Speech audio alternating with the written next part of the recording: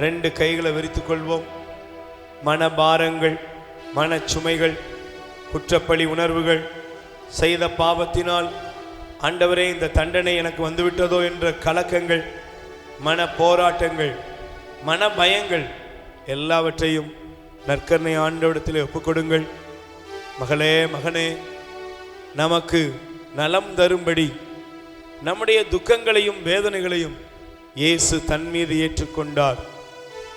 எசையா 53ஆம் அதிகாரத்தில் வாசிக்கிறோம், நமது பிணிகளை அவர் ஏற்றுக்கொண்டார், நம்முடைய துக்கங்களை ஆண்டவர் சுமந்து கொண்டார்.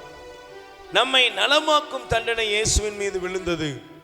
இயேசுவின் காயங்களால் நாம் சுகமடைகிறோம்.